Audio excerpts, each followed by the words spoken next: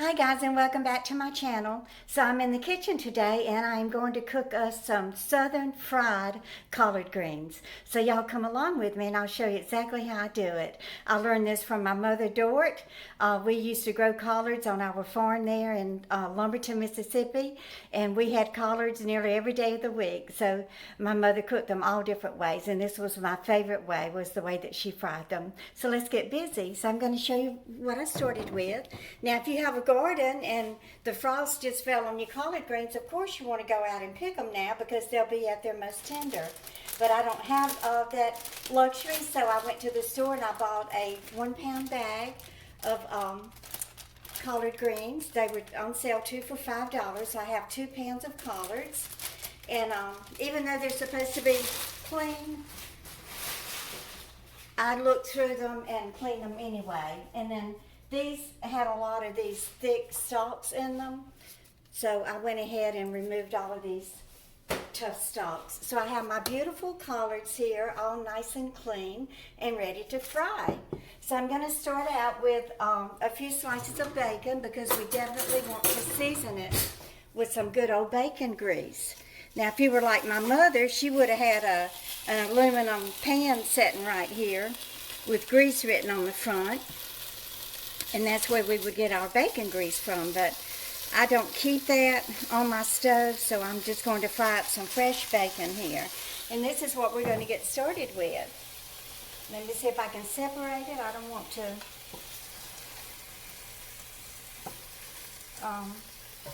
scratch my Teflon pot with this fork, so let me be very careful here. So I have 3 slices of bacon. You just use however much you want. It just depends on however much grease you like, how much hog fat you like. I am going to fry the 3 pieces. I'm not sure I'm going to use all of it because I do have my ham. Now in my video that I posted the other day where I made the ham and cabbage casserole, I did show y'all the other half of the ham. I went ahead and scored it and baked it. I didn't have to bake it too long because it was pre-cooked. So I baked it about an hour, I guess, and got it nice and brown. So I'm just going to cut off a few chunks of this ham, and I'll be adding that to my collard greens. Now, if you don't have ham, then just go to the store and buy you some turkey necks or some type of turkey legs or wings even. Wings would be really good in some collard greens. Or get you some ham hocks.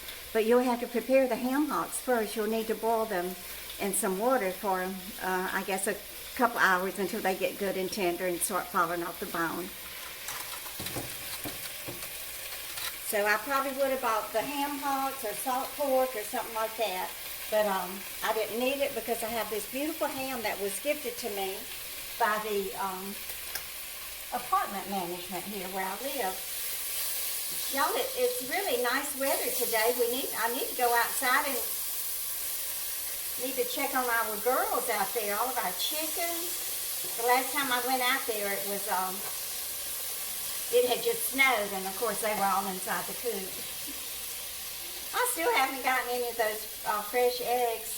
I think whoever gathers them, they put them there in the community room, and then the residents just go in there and get whatever they want. But I would love to try one of those colored eggs. They're supposed to be tan and blue and green and all different colors. So let me get my bacon frying up here. Y'all, I think I'm going to,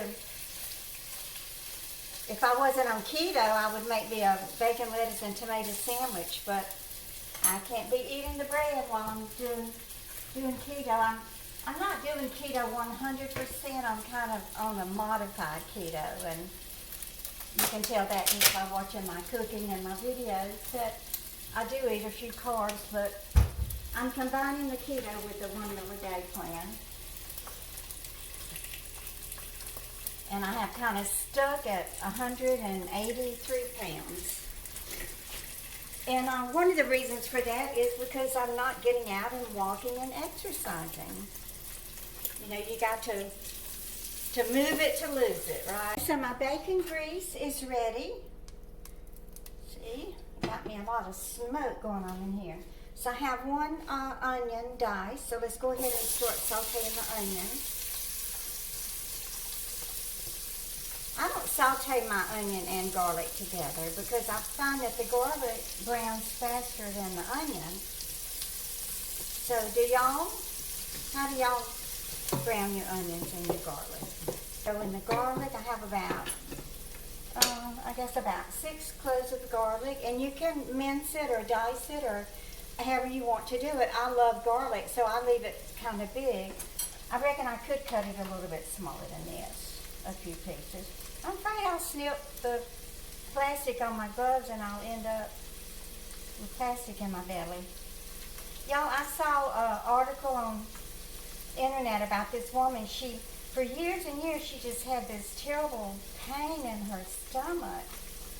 And, you know, they just kept treating her for irritable bowel syndrome and gas and things like that. And she just never could get any better. So, you know, she just kept going back to the gastroenterologist, and they did an endoscopy and a colonoscopy, and years of being in pain, and just could not diagnose her problem.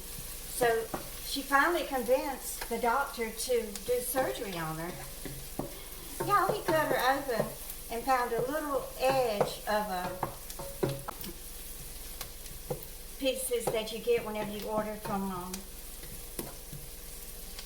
a fast food restaurant. Apparently she had put it in her mouth and ripped it off and swallowed it, or it got in a hamburger or a hot dog or something, and she ate it. And that little tiny piece of plastic container from the ketchup packet had been in her stomach all those years.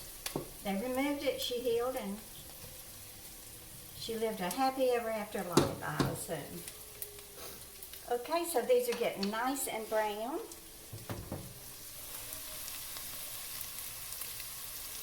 Go ahead and throw in the garlic.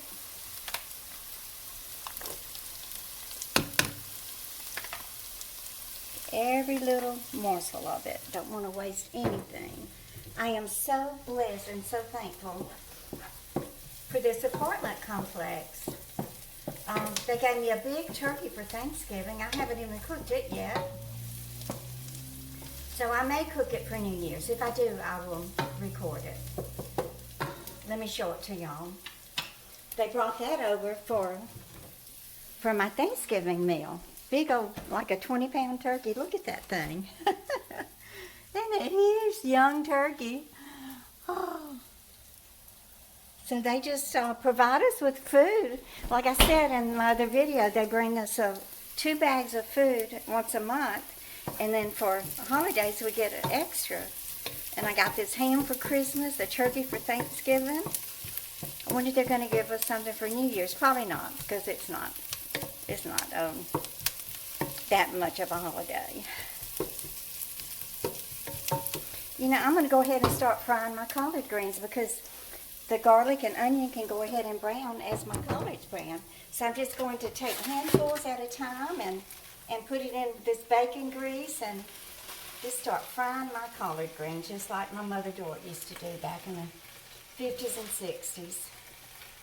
Now, my pot looks like it's too small, but y'all will see these are going to cook down to hardly nothing. I'm going to turn the burner up to about number 6. Y'all, I miss my little old apartment there in Asbury Park. I know y'all do too. Many of y'all have told me y'all miss it. I don't miss the pest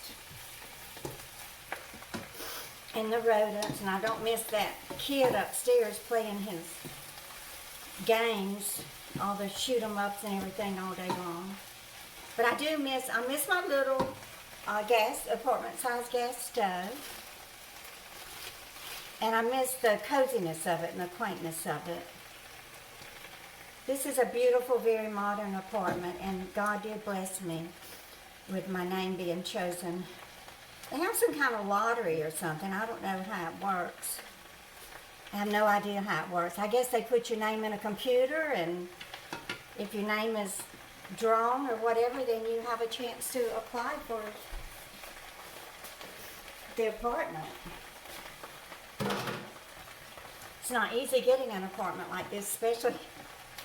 I was afraid that my criminal record from 20 years ago might keep me from getting it because all of y'all know, I mean, you've heard me talk about my felony conviction for trying to steal 2 Donna Karen cashmere sweaters. So when I told them about it, they didn't even care. They didn't even want to write it down. I said, oh, that was 20 years ago. We're not worried about that. But I know they do they have a company that does just the applications, and they do all of the background checks and the vetting process and everything. So everybody here is well vetted. So I was really blessed to get it. It's expensive. It's over $1,000 a month. It takes, my entire Social Security check on the 3rd to pay the rent. So I'm very much dependent now on I'm actually totally dependent on my YouTube earnings to pay my electric and cable and Wi-Fi and my car insurance and the copay on all of my medications. I'm happy that I switched to that Emblem Health, but I was really shocked when I went to pick up my medicine the other day. I had to pay a little over $200 copay for my meds.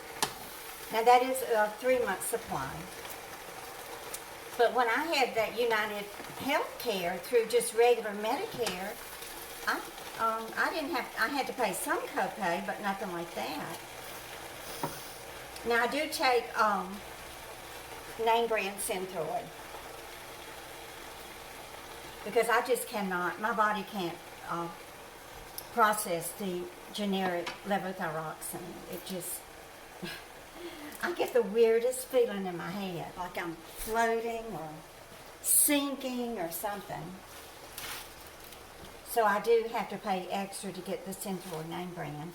Do y'all have that problem with any of your medications where you just can't, no matter how hard you try and how hard you want to, you just cannot, your body can't handle the generic? Y'all look at that. I hate the way they put these big old stems in here because you pay for that. Especially if you're paying for it per pound. I wanted the fresh collars, but the ones that they had at the grocery store were all wilted and looked awful.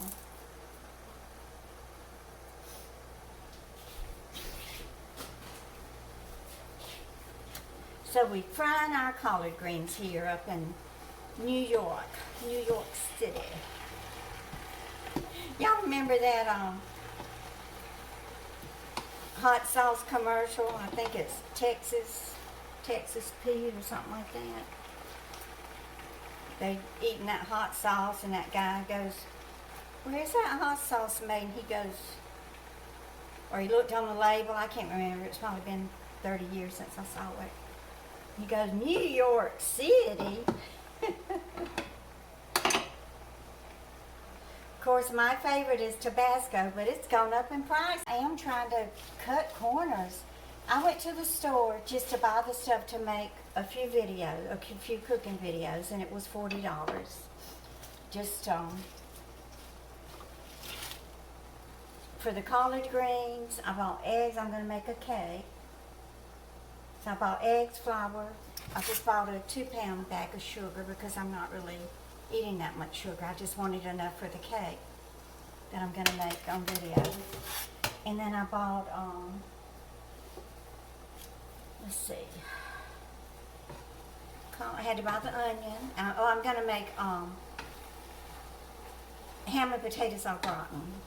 Y'all, I don't use this ham till every speck of it is gone, is eat up.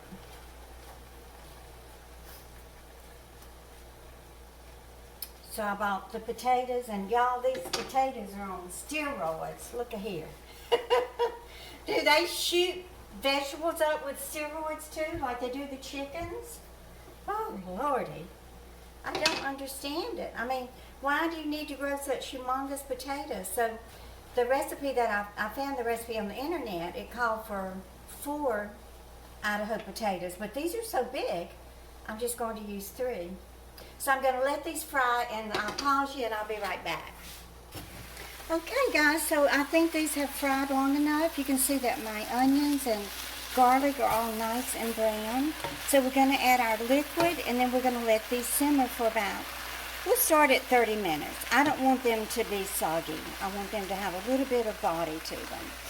So I'm not adding any salt to this on account of the ham, and the liquid is going to be chicken broth, so they're going to be plenty salty without adding salt. So I just have a little mixture of my onion and garlic powder here. Let's put a little bit of that in there. My black pepper. Now you can fry these, this was 2 pounds, but if you figure, I took out those big old stalks, so that was probably a half a pound of the contents that I ended up just throwing away. So I wish now I had bought 4 pounds, 4 bags, because they just cook down, y'all. Y'all who are farmers out there know you have to grow an acre of greens to get 1 serving, right? Okay, so I'm going to go ahead and add my can of chicken broth. Let me turn the burner up so we can get this to boiling. I'm going to add a can of water. Start with a can of water.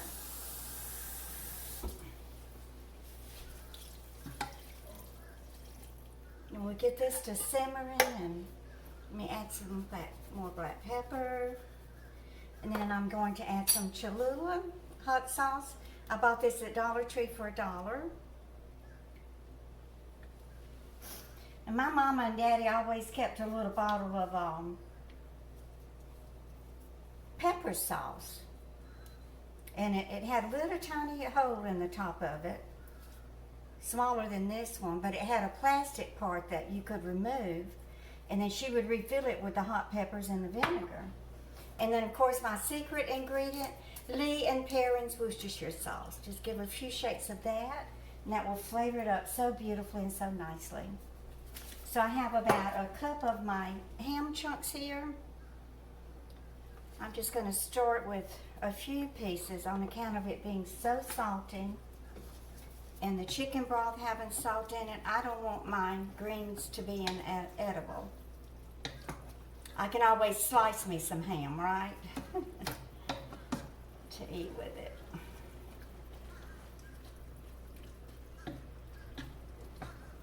I just want enough ham in there to season it.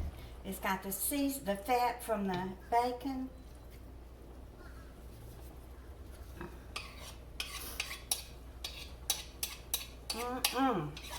I'm going to have this entire apartment complex smelling good today. My neighbors are going to love me even more than they already do. Let's see, I reckon I probably should add a little bit. Let's do another half a can of water. So that was a can of chicken broth. Do y'all use that chicken broth paste? I've seen a few cooks using that. In fact, I saw Paula Dean using it. I've never seen it in the store. I wouldn't know where to look for it. I reckon it's with the chicken broth, but I've heard that it's really, really good. I don't think that they use it in lieu of chicken broth, but in lieu of maybe using a chicken cube or something. I may purchase that and give it a try. So let me cover this, and we're going to let this simmer. Where's my lid? For 45 minutes, and then we'll be back and give them a taste test. Okay, so the timer went off after 45 minutes, and I just tasted of them, and they're still a little bit tough. So, and then I also left out 2 very important ingredients. I'm going to add those 2 ingredients, and then I'm going to let them cook about another 15 or 20 minutes, and I'm sure they'll be just perfect. So the 2 ingredients that I forgot is my baking soda. You will need a half a teaspoon of baking soda. This just makes them so good. I don't know why, but this is something that Dorothy did, and so I'm going to follow her lead. And then I'm going to add a teaspoon of sugar. This will just sweeten them up a little bit, y'all, in case they're a little bit bitter, because sometimes, especially these grocery store bought ones, they're just not going to be as sweet and tender and delicious as those that you get out of the garden that the frosters just fell on. So let me stir this up, and I'm going to let these simmer for about 20 more minutes, and I bet you anything they are going to be perfect. Okay, so my collard greens ended up cooking a full hour, and I have dipped me some out here in my bowl, and I took some of the bacon and crumbled it on top. So let's go ahead and have a taste test. They sure smell delicious.